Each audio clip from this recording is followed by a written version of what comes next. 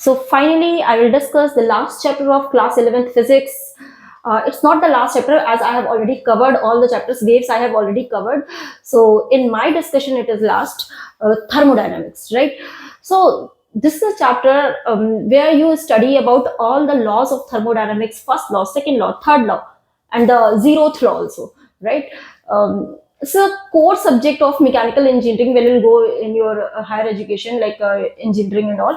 Then mechanical engineering का core subject होता है. इसके अलावा जो मैंने फ्लूइड मैकेनिक्स वाला पढ़ाया था, that is for the civil engineering का कोर बनाता है, राइट? तो चीजें जब आप पढ़ते हो और आगे पढ़ते हो उस चीज को, तो रियलाइज होता है कि what is the importance of these things. बच्चों को चैप्टर थोड़ा मुश्किल लगता है.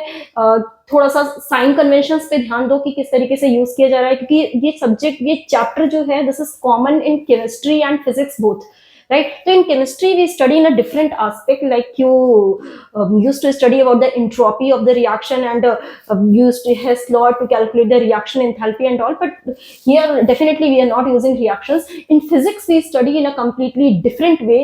We used to calculate the work of the heat engine, efficiency, Carnot cycle, adiabatic process and process का work done निकालते हैं. And conventions are very important. If you'll go through it properly, then definitely you will be able to answer it, right? So let's start with the first question. The question is, thermodynamic system is taken through a cyclic process and ABC is shown. total work निकालना है. तो देखो ये question simple है, क्योंकि इस question में आपको पूरा साइक्लिक प्रोसेस दिया हुआ है और सिंपली यहाँ पे एरिया अंडर द कर्व, क्योंकि पीवी का ग्राफ है, यहाँ प्रेशर है, दिस इज प्रेशर. तो प्रेशर वॉल्यूम का अगर ग्राफ है तो इसका जो एरिया अंडर द कर्व होगा वो हमारे पास क्या देगा, वर्क डन. तो मुझे टोटल वर्क निकालना है, तो सिंपल हो गया P delta B. So P is, तो ये वाला डिफरेंस लोगे तो ये क्या हो जाएगा, 300 माइनस 100, इट विल बिकम 200. और डेल्टा V में 5 minus 2 will become 3, right? So it is, answer is 300 joule, right? So this question was really simple. अब देखो यहाँ पे कन्वेंशन, साइन कन्वेंशन की बात अगर मैं करूँ तो this is clockwise, this is clockwise. तो क्लॉकवाइज में पॉजिटिव लेते हैं तो आंसर पॉजिटिव ही रहेगा, तो आंसर 300 है, राइट? अगर ये एंटी क्लॉकवाइज होता तो ये आंसर नेगेटिव हो जाता. तो देखो इसमें एंटी क्लॉकवाइज है, दूसरी क्वेश्चन है तो इसमें क्या दिया है, दिस इज एंटी क्लॉकवाइज दिया हुआ है, राइट? तो इसमें आंसर आएगा नेगेटिव. तो तुम एलिमिनेट भी कर सकते हो कि पॉजिटिव आंसर तो नहीं हो सकता, इन दोनों में से नहीं होगा, तो आंसर इन्हीं दोनों में से है, राइट? तो इस क्वेश्चन में चेक कर लेते हैं. अच्छा, यहाँ पे एक इक्वेशन गिवन है, तो इस इक्वेशन के थ्रू तुम्हें कैलकुलेट करना पड़ेगा. ओके, वर्क डन निकालना है तो P डेल्टा V. तो मुझे डेटा नहीं गिवन है, तो डेटा नहीं गिवन है तो हमें क्या करना पड़ेगा, इसको यहाँ पे एक स्टेप लेकर के इंटीग्रेट करना पड़ेगा, राइट? तो हम इसको इंटीग्रेट कर लेंगे 1 से 3 तक, क्योंकि वॉल्यूम मेरा 1 से 3 जा रहा है. तो मैं यहाँ पे देखो, इसीलिए मैथमेटिक्स का पार्ट इंपॉर्टेंट होता है. तो अगर तुम्हारी मैथमेटिक्स स्ट्रांग है तो तुम कोई भी क्वेश्चन फिजिक्स का करोगे, इंटीग्रेशन आ जाएगा, कुछ आ जाएगा, तो you can easily solve it, right? तो यहाँ पे क्या है कि तुम इसमें एक पर्टिकुलर स्टेप ले लिया, इसमें हम क्या कर सकते हैं, यहाँ पर्टिकुलर प्रेशर निकाल सकते हैं, क्योंकि मुझे एक रिलेशन, वॉल्यूम और प्रेशर का एक रिलेशन गिवन है, that is V minus 2 whole square is equal to 4AP, correct? तो यहाँ से अगर मैं वॉल्यूम को 1 पुट कर दूं, तो यहाँ पे वॉल्यूम को अगर 1 पुट करेंगे तो 1 इज इक्वल टू 4AP आ जाएगा, यानी कि प्रेशर आएगा 1/4A, राइट? तो इस पॉइंट पे मुझे प्रेशर मिल जाएगा 1/4A. और अगर ये एक जनरल पॉइंट ले लेते हैं तो इस पॉइंट पे जो प्रेशर होगा, अगर मैं इसको यहाँ पे कुछ भी ले लेती हूँ, तो यहाँ पे पर्टिकुलरली प्रेशर को अगर हम कभी भी लिखना चाहे तो V माइनस 2 का होल स्क्वायर अपॉन 4A तो लिख ही सकते हैं, राइट? तो इस पॉइंट पे मैं क्या लिख सकती हूँ, V माइनस 2 का होल स्क्वायर अपॉन 4A तो लिख ही सकते हैं, राइट? अगर मुझे नहीं पता है किसी पॉइंट प्रेशर, तो उसको V के टर्म में तो लिख ही सकते हैं, क्योंकि एक्सप्रेशन दिया हुआ है, करेक्ट? तो कैलकुलेट मुझे वर्क डन ही करना है, तो वर्क डन हम अगर निकालेंगे तो P डेल्टा V से ही निकालेंगे, P डेल्टा V. तो इंटीग्रेशन ऑफ P dV लिख सकते हैं. अगर मैंने स्ट्रिप लेके किया है तो मैं इसका वॉल्यूम को इंटीग्रेट कहां से कहां तक करूंगी, 1 to 3, राइट? तो वॉल्यूम को हम 1 से 3 तक इंटीग्रेट कर देंगे, राइट? तो प्रेशर जो है वो हमारे पास चेंज हो रहा है, कहां से कहां तक, अगर चेंज हो रहा है, मतलब बेसिकली प्रोडक्ट ही निकालना होता है, तो इस स्ट्रिप का जो लेंथ इनटू ब्रेथ, राइट? तो यहाँ पे अगर प्रेशर में चेंज लिखोगे तो 1/4A माइनस दिस, राइट? तो मैं अगर मैं इसको यहाँ लिखूं तो ये बन रहा है 1/4A minus V minus 2 whole square upon 4A, right? और ये बन गया dV. इसको 1 से 3 तक इंटीग्रेट कर दो, you will get your answer. तो 1/4A तुम्हें कॉमन दिख रहा है तो उसको बाहर ले लो इंटीग्रेशन के, और यहाँ पे बचेगा dV. तो dV का इंटीग्रेशन V होता है, तो dv मैं dv लिख देती हूँ यहाँ पे, dv का इंटीग्रेशन है और इंटीग्रेशन किसका है, v माइनस 2 का होल स्क्वायर dv, v के रेस्पेक्ट में, और 1 से 3 तक इंटीग्रेट करना है, राइट। तो कैलकुलेशन फर्दर यहाँ कर देते हैं। तो दिस इज 1/4a, 1/4a पूरे में कॉमन है, राइट। तो 1/4a बाहर है और इसके बाद dv का इंटीग्रेशन v हो जाएगा और 3 माइनस 1 2 हो जाएगा, 2 माइनस, और यहाँ पे v माइनस 2 का होल स्क्वायर, इसका इंटीग्रेशन हो जाएगा मेरे पास v माइनस 2 का होल क्यूब अपॉन 3, और लिमिट है मेरे पास कहां से 1 to 3, राइट। तो ये 1/4a है, राइट। तो 2 माइनस और 1/3 बाहर ले लो और लिमिट पुट करेंगे, इसमें एक बार 3 पुट करो और एक बार 1 पुट करो, पहले अपर लिमिट माइनस लोअर। अगर हम इसको 3 पुट करते हैं तो 3 माइनस 2 इज 1 एंड 1 का cube is 1, so it is 1 and minus, और यहाँ से क्या आएगा, अगर हम इसको -1 पुट करते हैं तो -1 नहीं, 1 इसको 1 पुट करते हैं तो 1 माइनस 2 इज -1, -1 का क्यूब इज -1, राइट। तो ये -1 हो जाएगा, तो ये बिकम +1, सो 1/4a 2 माइनस 2/3, तो 2 माइनस 2/3 इज 6 माइनस 2 यानी कि 4/3 हो जाएगा, so it will come 1/4a into 4/3, तो 4 गया, so answer is 1/3a, 1/3a। अब देखो यहाँ पे 1/3a तुम्हारा प्लस का भी दिया था माइनस का भी, तो मैंने पहले ही एलिमिनेट कर दिया था कि प्लस का नहीं हो सकता क्योंकि ये कैसा दिया है, anti clockwise, so answer is -1/3a। तो डायरेक्शन प्लस होगा या माइनस होगा वो हम पहले ही कैलकुलेट कर लेंगे, जिससे बाद में कोई कंफ्यूजन ना हो कि जल्दी में तुमने 1/3a लगा दिया, right. Okay, so the question was good, right, क्योंकि इससे तुम्हें डायरेक्टली p और इसकी वैल्यूज नहीं दी हुई थी, तो तुम्हें एक स्टेप लेकर के इसका इंटीग्रेशन से निकालना पड़ा, right. Next question is, when 300 joule of heat is given to an ideal gas, so mind it क्या क्या दिया हुआ है क्वेश्चन में, इसको चेक कर लो। 300 joule is given, right, and Cp दिया हुआ है 7/2R, टेम्परेचर आपका चेंज हो रहा है 20 degree to 50 degree centigrade, keeping its volume constant. तो यही से समझ आ जाता है क्वेश्चन को कैसे पिक करना है कि volume is constant, whenever the volume is constant तो तुम्हारे पास जो हीट होती है वो किसके इक्वल होती है, Q is equal to NCV delta T, right. तो कांस्टेंट वॉल्यूम पे क्योंकि वर्क डन 0 हो जाता है, राइट, P डेल्टा V से, क्योंकि वॉल्यूम कांस्टेंट है, आइसोकोरिक प्रोसेस है, राइट, तो वहां पे वर्क डन 0 हो जाएगा। और फर्स्ट लॉ ऑफ थर्मोडायनामिक्स से हमें पता है Q is equal to delta U plus W, right. तो जो डेल्टा U यही जो हीट होगी वही चेंज इन इंटरनल एनर्जी के भी इक्वल हो जाएगी क्योंकि वर्क 0 हो जाता है, करेक्ट। ये सारी चीजें एकदम क्लियर होनी चाहिए। तो if n is a number of moles of the gas, what will be the value of 100n, तो हमें n ही कैलकुलेट करना है, बाद में उसको 100 से और मल्टीप्लाई कर देंगे। तो n निकाल लेते हैं, यहाँ पे जो हीट है वो हमें गिवन ही है 300, और n कैलकुलेट करना है Cv, okay, Cp minus Cv is equal to R, सबको पता होता है, this is the Mayer's equation. तो अगर हमें Cv चाहिए, Cp दिया है, तो Cp minus Cv is equal to R, तो Cp इज 7/2R, तो Cv is Cp minus R, तो 7/2R minus R is equal to Cv, तो इट विल बिकम 7 माइनस 2 यानी कि 5/2R, 5/2R, and delta T यहाँ से calculate कर सकते हो, 50 माइनस 20 इज योर 30, तो 30 और ये 300 रहेगा 10, और ये हो जाएगा 5 2 जा 10, तो यहाँ से बाई क्रॉस करोगे तो इट विल बिकम 2 2 जा 4, तो 4 is equal to n into R। R की वैल्यू 8.314 भी दी है, पर सिंप्लिसिटी के लिए तुम R को 25/3 यूज किया करो, ठीक है, ये अप्रोक्सीमेटली 8.314 ही होता है। तो कैलकुलेशन आसान करने के लिए हम इसको R को क्या पुट कर सकते हैं, 25/3, तो बाई क्रॉस कर लो, यहाँ से आ जाएगा n इज इक्वल टू 4 3 जा 12, 12/25, तो ये n की वैल्यू आ रही है, लेकिन n नहीं पूछ रहा है, 100n पूछ रहा है, तो 100n के लिए इसको 100 से और मल्टीप्लाई कर लो, तो दिस इज 12/25 इंटू 100, तो 25 4 जा 100, सो आंसर विल बी 48, 12 4 जा 48, right, so answer will become 48 will be your final answer because they are asking the 100n। तो हमने कुछ नहीं किया क्वेश्चन में, अगर तुम्हें चीजें क्लियर तो बहुत स्मूथली तुम क्वेश्चंस को सॉल्व कर सकते हो, correct. Next question is 10 mole of an ideal gas is undergoing the process as given, correct. तो यहाँ पे तुम्हें एक प्रोसेस दिया हुआ है ना, इसके थ्रू एक आइडियल गैस जा रही है, द हीट इन्वॉल्व हमें किस प्रोसेस के लिए चाहिए उसको पहले देख लेते हैं। P1 से P2 चाहिए, तो P1 से P2 मतलब ये वाला प्रोसेस। तो इस प्रोसेस को अगर तुम आइडेंटिफाई करो तो दिस इज आइसोकोरिक प्रोसेस, क्योंकि यहाँ पे वॉल्यूम कांस्टेंट है, correct. So if the volume is constant it is a isochoric process, correct. तो आइसोकोरिक प्रोसेस के लिए मैंने अभी भी बताया था कि जो हीट हो जाती है वो NCV डेल्टा T के इक्वल हो जाती है। देख लेते हैं क्या डेटा गिवन है।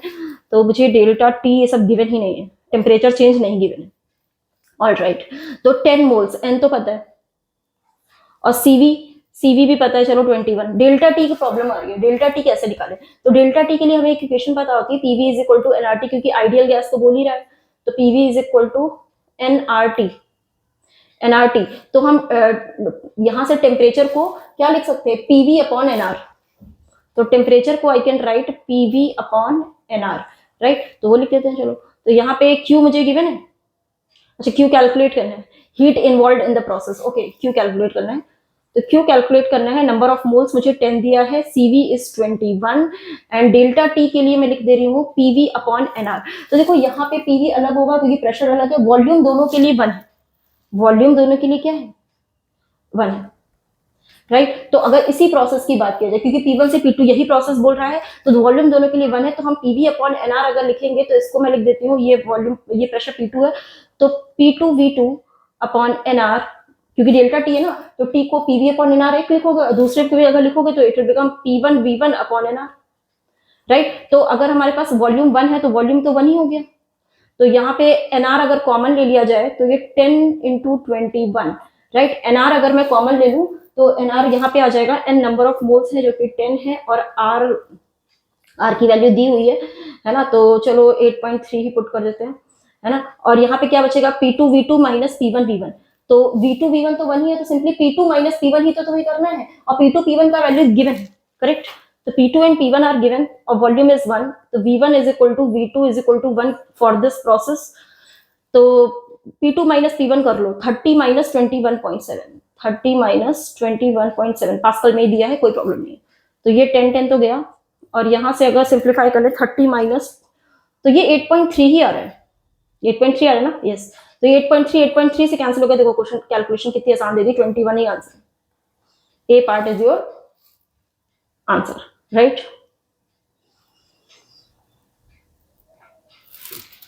So in this question, density of water at 4 degree centigrade and 20 degree centigrade are given, ठीक है। मैं डेंसिटीज गिवन है वाटर की, डिफरेंट टेम्परेचर पे डेंसिटी चेंज हो गई है। The increase in internal energy of 4 kg water when it is heated from 4 degree to 20 degree. तो इसकी इंटरनल एनर्जी में कितना चेंज आएगा वो तुम्हें निकालना है। तो फर्स्ट लॉ ऑफ थर्मोडायनामिक्स लगा सकते हैं, क्योंकि इंटरनल एनर्जी चेंज निकालना है, तो मुझे पता है कि first law of thermodynamics is nothing but the energy conservation. Energy conservation का मतलब होता है कि जो टोटल हीट होती है वो डेल्टा यू यानी कि change in internal energy plus work done के इक्वल होती है, करेक्ट। तो मैं डेल्टा क्यू तो निकाल सकती हूँ एमसी डेल्टा टी से, राइट। तो हीट तो आ जाएगी, लेकिन मुझे 4 से अगर 20 डिग्री का अगर सिर्फ वर्क डन ही निकालना होता तो मैं एमसी डेल्टा टी से निकाल लेती। तो हीट तो आ गई, इंटरनल एनर्जी चाहिए, और वर्क को अगर हम निकाल ले पी डेल्टा वी से, लेकिन प्रेशर नहीं दिया है। चलो ठीक है, प्रेशर को कुछ लिखा जाएगा फिर। चलो पहले हीट कैलकुलेट करते हैं, ठीक है। तो अगर हम हीट कैलकुलेट कर लेते हैं तो डेल्टा क्यू मैं यहाँ कैलकुलेट कर देती हूँ, M C delta T, right. तो mass is 4 kg and C is specific heat, यहाँ कुछ मिसप्रिंट है भाई, ये किलो जूल होना चाहिए, 4200 होती है वाटर की। वाटर की कितनी होती है, 4200 होती है, ठीक। तो यहाँ पे 4200 हो जाएगा। और डेल्टा टी अगर हम देखें तो टेम्परेचर कितना चेंज हो रहा है, 4 से 20 यानी कि 16, राइट। तो ये मेरे पास हो जाएगा 16 4 जा 64, 64 इंटू 4200 कर लेते हैं, 64 इंटू 4200, दिस इज 2688 268800। इतना मेरे पास हीट है, इंटरनल एनर्जी नहीं है। अभी इसमें से वर्क डन माइनस करेंगे, तो पहले हम वर्क डन निकाल लेंगे और इसमें सब्ट्रैक्ट कर देंगे। तो वर्क डन को चलो कैलकुलेट कर सकते हैं पी डेल्टा वी से। तो प्रेशर नहीं गिवन है, P delta we, okay. P delta V को तुम टेम्परेचर के टर्म में, क्योंकि टेम्परेचर गिवन है, तो पीवी को हम एनआरटी से, पी डेल्टा वी को हम एनआर डेल्टा टी भी लिख सकते हैं, राइट। तो एनआर डेल्टा टी, ठीक है। तो अगर हम इसको एनआर डेल्टा टी लिख दें तो पी डेल्टा वी को अगर मैं एनआर डेल्टा टी लिख दूं तो ये वैल्यू कितनी आ रही है, एनआर डेल्टा टी, सब कुछ तो गिवन है ना। तो ठीक है, चलो कैलकुलेट कर लो। तो एन हमारे पास कितना हो गया, 10 मोल्स है, एन मोल्स नहीं, मोल्स नहीं गिवन है, ठीक है, तो पी डेल्टा वी से ही लिखते हैं। चलो, तो प्रेशर इज गिवन, प्रेशर अच्छा गिवन तो है, 1 एटमॉस्फेरिक प्रेशर गिवन है। प्रेशर कितना गिवन है, तो ध्यान से डेटा को एक बार पढ़ लेंगे, है ना। एंड 1 एटमॉस्फेरिक प्रेशर तुम्हें दिया हुआ है, ठीक है। तो प्रेशर को चेंज नहीं करना है क्योंकि प्रेशर चेंज करने को नहीं बोल रहा है, तो 1 एटमॉस्फेरिक प्रेशर तुम्हें दिया हुआ है, तो प्रेशर को हम 1 एटमॉस्फेरिक यानी कि 10 की पावर 5 पास्कल ले लेते हैं। एंड डेल्टा वी, तो वॉल्यूम को मास बाय डेंसिटी से लिख दो क्योंकि डेंसिटीज गिवन है ना, हमें यहाँ मोल्स नहीं गिवन था। जैसे पुराने वाले क्वेश्चन में हम लोग ने पी डेल्टा वी को एनआर डेल्टा टी भी लिख सकते थे अगर नंबर ऑफ मोल्स दिया होता, पर नंबर ऑफ मोल्स नहीं गिवन है, डेंसिटीज गिवन है, तो हम वॉल्यूम को मास बाय डेंसिटी लिख सकते हैं, राइट। तो मास हमारे पास 4 kg है और डेंसिटीज चेंज हो रही है टेम्परेचर पे, तो वॉल्यूम किसका ज्यादा होगा, क्योंकि जिसकी डेंसिटी कम होगी उसका वॉल्यूम ज्यादा होगा, राइट, क्योंकि डेंसिटी डिनोमिनेटर में है। तो volume is equal to mass by density अगर मैं लिखूं तो मास तो 4 kg है और डेंसिटी 998, और दूसरा क्या हो जाएगा सेकंड वाले के लिए, मास बाय डेंसिटी यहाँ 1000 है। तो ये मेरे पास आ गया, वॉल्यूम को मैंने क्या लिख दिया, मास बाय डेंसिटी, करेक्ट। तो इसको बस सिंप्लीफाई कर लेते हैं, तो आंसर आ जाएगा 10 की पावर 5, 4 कॉमन ले लो, तो अगर मैं 4 कॉमन ले लेती हूँ यहाँ से, तो इट विल बिकम 998000 और इस 1000 minus 998 will become 2, so it is 4 to 8, 8 into 10 की पावर 5, 8 into 10 की पावर 5, और अप्रोक्सीमेटली अगर मैं इसको 1 2 3 4 5 6, अगर 998 को अगर मैं 1000 ही मान लूं तो 1000 यानी कि 3030 यानी कि 10 की पावर 6 है अप्रोक्सीमेटली, तो इट इज अप्रोक्सीमेटली 10 की पावर 6। तो इसको सिंप्लीफाई करोगे तो आएगा 0.8, क्या आएगा 0.8, क्योंकि 10 की पावर 5 दिया और यहाँ से 8/10 इज 0.8, तो ये 0.8 मेरे पास वर्क डन है, लेकिन वर्क डन नहीं पूछा है, इंटरनल एनर्जी पूछा है, तो मैं हीट में से वर्क को माइनस करूंगी, इंटरनल एनर्जी मिल जाएगी, तो बस इसमें से तुम्हें 0.8 को माइनस करना है, you will get your answer. तो ये वैल्यू थी मेरे पास 268800 माइनस 0.2, तो 268800 माइनस 0.2, यही मेरे पास हो जाएगी इंटरनल एनर्जी, राइट। तो ऑप्शन चेक कर लेते हैं, 268,799 ये वाला 0.2, राइट। तो अगर इसमें से नहीं 26799 ये 0.8 था, मेरे पास कितना आया था, ये वर्क डन 0.8 आया था, ठीक है। तो इसमें 0.8 माइनस करेंगे तो यही आंसर आ जाएगा 268,799.2, right. So question was not difficult at all, right. तो फर्स्ट ऑफ थर्मोडायनामिक्स को क्लियरली समझ लो और कैसे अप्लाई करना है, कौन सा डेटा दिया है उस हिसाब से हम चेंजेस कर लेते हैं। Okay, next question is internal energy of monoatomic, ठीक है, नोट कर लेते हैं। यहाँ पे डेल्टा यू मुझे गिवन है 3nRT, राइट, और 1 मोल कह रहा है तो n को 1 लिख सकते हैं, 3RT कर सकते हैं, of helium. 1 mole of helium is kept in a cylinder having internal cross section area 17 centimetre square and fitted with a light movable frictionless piston. The gas is heated slowly by supplying this much heat. तो ये मुझे एक heat दे दिया है, यानी कि Q की value 126 joule given है, ठीक है। तो अगर मैं यहाँ से इंटरनल एनर्जी निकाल पाऊं, क्योंकि इंटरनल एनर्जी का इन्होंने फॉर्मूला दिया है, हीट भी दिया है, तो फाइन क्या करना है मुझे, if the temperature rises by 4, यानी कि डेल्टा टी दिया हुआ है, 4 डिग्री सेंटीग्रेड टेम्परेचर राइज कर रहा है, तो पिस्टन विल मूव। तो अगर मैं वॉल्यूम निकाल पाऊं, वॉल्यूम को एरिया से डिवाइड करेंगे तो डिस्टेंस निकल आएगी, क्योंकि वॉल्यूम क्या होता है, एरिया इंटू डिस्टेंस, राइट। तो ये पिस्टन कितना मूव करेगा वो तुम्हें हाइट बतानी है, उसका एरिया ऑफ क्रॉस सेक्शन दिया है। तो सिंपल पहले फर्स्ट लॉ ऑफ थर्मोडायनामिक्स से पहले क्या करो, पहले इंटरनल एनर्जी निकाल लो, राइट। तो इंटरनल एनर्जी अगर हम देखें तो n मुझे 1 मोल दिया है, तो n को 1 पुट कर देंगे, और r अगर नहीं दिया है तो मैं इसको 25/3 पुट कर लेती हूँ, 8.31 जो होता है वो 25/3 होता है, और डेल्टा t तो ये मुझे 4 डिग्री दिया हुआ है, ठीक। तो यहाँ से अगर हम देखेंगे तो 25 4 जो 100, तो ये मेरे पास आ गया इंटरनल एनर्जी चेंज जो है वो 100 जूल का आ गया, राइट। तो 100 जूल ये है, 126 इतना है, तो टोटल एनर्जी अगर 126 है और 100 जूल इंटरनल एनर्जी में चेंज हुआ है, दैट मीन्स जो वर्क डन हुआ होगा that means Q minus delta U, right. तो ये वर्क डन मेरे पास आ जाएगा 26 जूल का, राइट। तो वर्क को लिख सकते हो P डेल्टा V, तो प्रेशर गिवन है, प्रेशर गिवन है, यहाँ पे वर्क को अगर मैं P डेल्टा V लिखूं तो वर्क को अगर मैं P डेल्टा V लिखूं तो यहाँ पे मुझे the gas is heated slowly, it is temperature this, then the piston will move. हाँ, प्रेशर एटमॉस्फेरिक प्रेशर है, प्रेशर इज एटमॉस्फेरिक प्रेशर। तो अगर मैं इसको वर्क को लिख दूं पी डेल्टा वी, तो प्रेशर हो गया 10 की पावर 5 और डेल्टा वी, तो डेल्टा वी को मैंने कहा था कि जो चेंज इन वॉल्यूम है उसको हम वॉल्यूम को एरिया इंटू डिस्टेंस लिख सकते हैं। तो इसको मैं एरिया इंटू डिस्टेंस में एक्स ले रही हूँ, ये 26 हो गया। तो एरिया मुझे 17 सेंटीमीटर स्क्वायर में दिया। देखो सब एसआई में है तो इसको तुम्हें यूनिट कन्वर्जन का ध्यान रखना है, सेंटीमीटर स्क्वायर को मीटर स्क्वायर में कन्वर्ट कर लेना। तो 10 की power 5 into 17 into 10 raise to the -4 metre square हो जाएगा, into X is equal to 26। तो 10 की पावर -4 से ये जाएगा तो यहाँ 10 बचेगा। तो दिस इज 170। तो एक्स की वैल्यू आ रही है 26 अपॉन 170 मीटर। तो 26 अपॉन 170 कितना हुआ? This is 0.152 metre.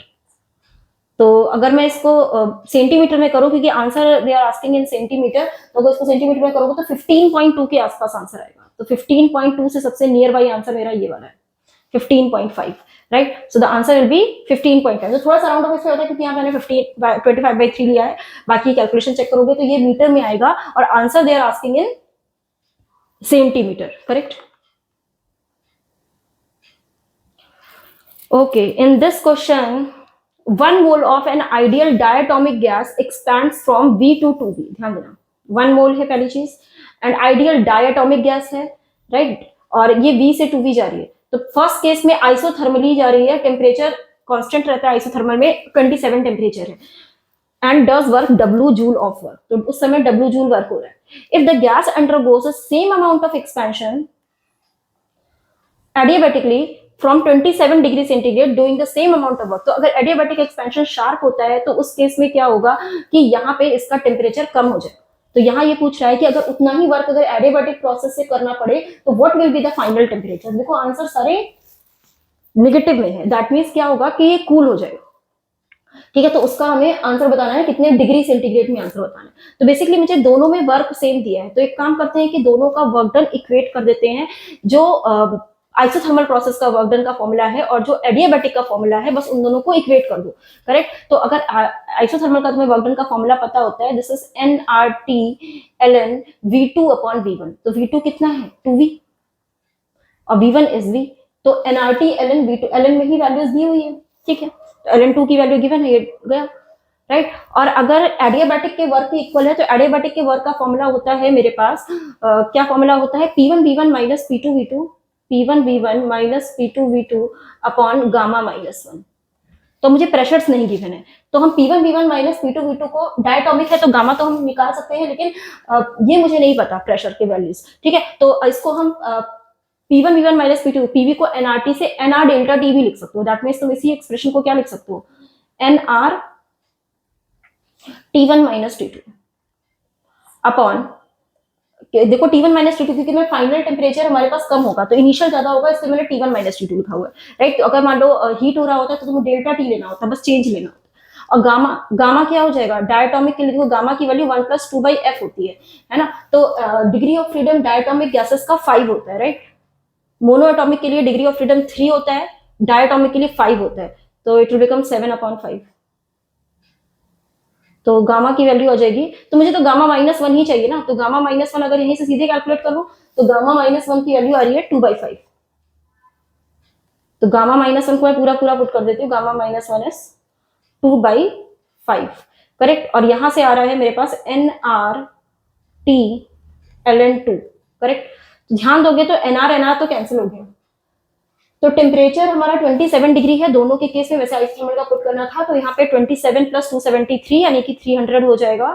तो 300 ln 2 की वैल्यू पुट कर दो, दिस इज 0.693 गिवन है, और इसको बाई क्रॉस करोगे तो यहाँ पे इंटू 2 हो जाएगा और ये वाला 5 डिनोमिनेटर में आ जाएगा, is equal to T1 minus T2। तो इनिशियली तो टेम्परेचर एडियाबेटिक का भी कितना है, 27 है, फाइनल टेम्परेचर तुम्हें चाहिए, राइट। तो इनिशियली टेम्परेचर 27 का मतलब हो गया केल्विन में 300 माइनस T2। तो यहाँ से बस T2 कैलकुलेट कर लेते हैं, तो इट विल बिकम 5 6 30, तो ये हो जाएगा 60 × 2 यानी कि 120। तो 120 को 0.693 से मल्टीप्लाई करो, 83.16 आ रहा है। इस 83.16 is equal to 300 minus T2। तो तो इट विल बिकम 216 पॉइंट, तो T2 की वैल्यू आ जाएगी यहाँ से 216.84। तो ये हमारे पास केल्विन में आई है। तो आंसर मुझसे डिग्री सेंटीग्रेड ने पूछा है, तो बस इसमें से 273 माइनस कर देते हैं। This is 56.16, right. तो अप्रोक्सीमेटली मैंने 273.15 होता है, तो एग्जैक्टली अगर देखोगे तो ये माइनस का 56 degree centigrade will be your answer. तो यहाँ देखो क्वेश्चन में हमने क्या किया है, बस वर्क डन को, दोनों वर्क डन को केयरफुली इक्वेट किया है, correct. Now to the next question.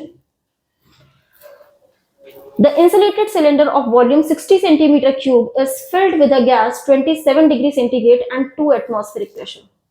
Then the gas is compressed, making the final volume 20 centimeter cube while allowing the temperature to rise to 77 degree centigrade. देखो question ये class 9th का ICSE का question पूछ लिया इन्होंने, ठीक है। तो यहाँ कुछ नहीं करना है, यहाँ पे सीधे सीधे आइडियल गैस है, तो यहाँ पे गैस इक्वेशन लगा दो, P1 V1 upon T1 is equal to P2 V2 पर T2 की पूरा डेटा गिवन है, क्वेश्चन देखते ही समझ आ जाता है, राइट। तो यहाँ पे इनिशियली अगर हम पहली कंडीशन देखें तो मैं सिंपली यहाँ पे P1 V1 upon T1 is equal to P, इसीलिए कुछ कुछ सेक्शन के पेपर्स ना काफी आसान आते हैं, राइट। तो वहाँ पे काफी हाई जाता है कट ऑफ। तो P1 V1 अपॉन T1 अगर देखोगे तो P1 कितना है, 2 एटमॉस्फेरिक है और वॉल्यूम इज 60, तो सबको सेम यूनिट में पुट करो, आंसर उसी यूनिट में आएगा। ATM में है तो आंसर ATM में पूछ रहे हैं, राइट। तो T1 हमारे पास कितना है 27, तो केल्विन में पुट करोगे 27 प्लस 273 इज 300, और P2 V2 तो हमें P2 निकालना है and V2 is 20 and T2 is 77 है, तो फिर यानी कि 273 अगर मैं इसमें ऐड करूं 350 हो जाएगा ये 350 और तो ये गया, और 6 5 जा 30 एंड 5 7 जा 35, तो यहां से ये 2 और 2 भी गया, तो यहाँ कुछ नहीं बचा, 7 बचा है। तो P2 is equal to 7 ATM। तो दिस क्वेश्चन भाई हाईली सिंपल क्वेश्चन, ठीक है, एक बार में आंसर आएगा। ये थर्मोडायनेमिक्स का किसी लेवल का क्वेश्चन है। 9th क्वेश्चन में क्या दिया है, diatomic gas does 100 joule work when it is expanded isobarically. तो हमें यहाँ सिर्फ वर्क दिया हुआ है 100 जूल, राइट, और ये दिया है आइसोबारिकली एक्सपेंड। आइसोबारिकली मतलब कांस्टेंट प्रेशर, कांस्टेंट वॉल्यूम होता है, तो हम लोग लिखते हैं NCV डेल्टा टी, किसको, तुम्हारा हीट को। और लेकिन अगर मान लो आइसोबारिकली होता है तो हम उसको NCP डेल्टा टी लिखते हैं। क्या लिखते हैं, जो मेरे पास हीट होती है वो जाती है NCP डेल्टा टी, मुझे हीट ही कैलकुलेट करनी है, लेकिन CP भी नहीं दिया, तो CP को तुम गामा के टर्म में क्या लिख सकते हो, क्योंकि देखो CP माइनस CVR होता है और CP अपॉन CV गामा होता है, राइट। तो CV को हम लिख सकते हैं CP अपॉन गामा, CV को लिख सकते हैं CP अपॉन गामा, तो ये आएगा CP अगर मैं कॉमन ले लूं तो 1 minus 1 by gamma is equal to R, तो CP की वैल्यू यहां से आ जाती है gamma R upon gamma minus 1। तो CP को हम क्या लिख सकते हैं, गामा R अपॉन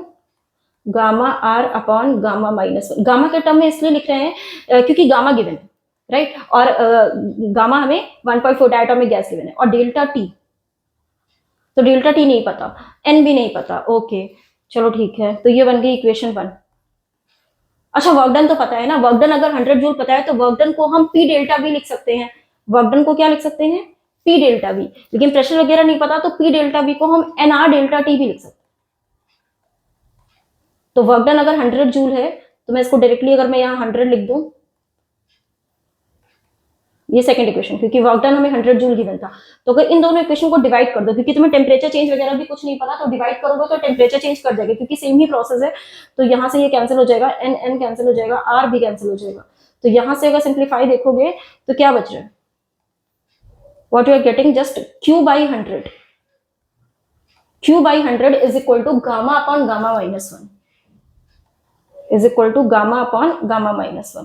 तो गामा इज 1.4, तो 1.4 यानी कि Q by 100 is equal to 1.4, और 1.4 माइनस 1 इज 0.4, तो 0.4 डेसिमल जाएगा, तो 2 7 जा और 2 2 जा, तो 7/2 मतलब 3.5, तो 3.5 इंटू 100 यानी कि 350 जूल।